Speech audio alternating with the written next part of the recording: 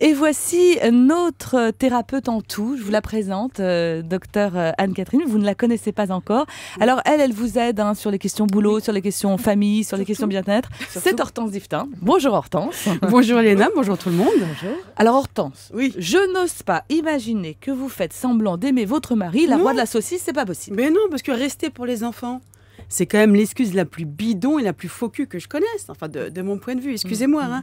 Dans tous les cas, c'est ce que j'ai dit à Nathalie. Bon, ça fait quelque temps, ma copine Nathalie, qu'elle a un chéri. Bon, il s'avère que le chéri en question est marié et père de famille. Donc c'est la loose pour Nathalie, elle est deuxe, quoi. Et tout le monde le sait que l'homme quitte très rarement sa femme pour Nathalie. Tout le monde le sait, sauf elle. Donc comme toute maîtresse qui se respecte, elle a fini par demander à son chéri, au bout de 2 ans de relation, quand est-ce qu'il allait enfin quitter sa femme pour elle? Et après avoir esquivé la question, lui avoir répondu 10 fois « C'est compliqué, tu peux pas comprendre ?» C'est compliqué, tu peux pas comprendre. Bah, ça, si.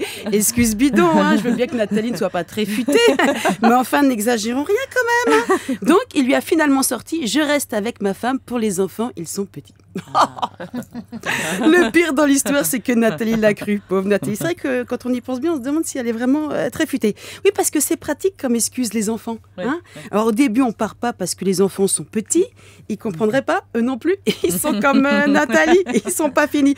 Ensuite, c'est parce qu'ils sont ados et déjà bien assez casse-bonbons comme ça.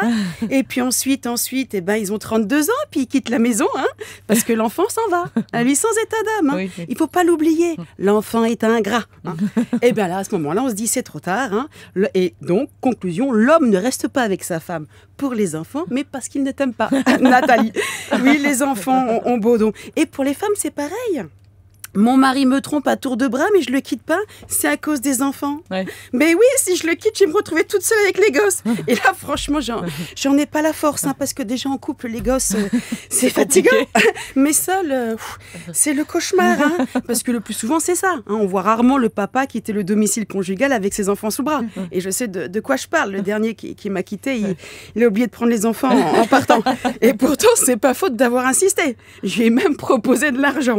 Bon, ben, il a pris l'argent, il a pris la oui et il a oublié les gosses. Alors, et pour les rares, hein, les bœufs qui tirent la charrue, hein, ceux qui se sentent vraiment des âmes de victimes et qui se sacrifient pour leurs enfants, on les adore. Mauvais choix. Hein, s'il y a bien un truc que les enfants ne supportent pas, et pas que les enfants d'ailleurs, hein, c'est les gens qui se font la gueule toute la journée. Ah oui. C'est injouable. Hein. Non, ce qu'ils aiment, les enfants, c'est quand les parents se séparent et culpabilisent. Les enfants adorent faire culpabiliser leurs parents, parce qu'un parent qui culpabilise est beaucoup plus généreux qu'un parent qui assume. Ben oui, hein, les parents qui se sentent coupables, ils compensent. Et l'IPAD, tu l'aurais jamais eu si tes parents étaient restés ensemble. Mais en conclusion, je dirais que la seule bonne raison de rester ou de partir, c'est l'amour.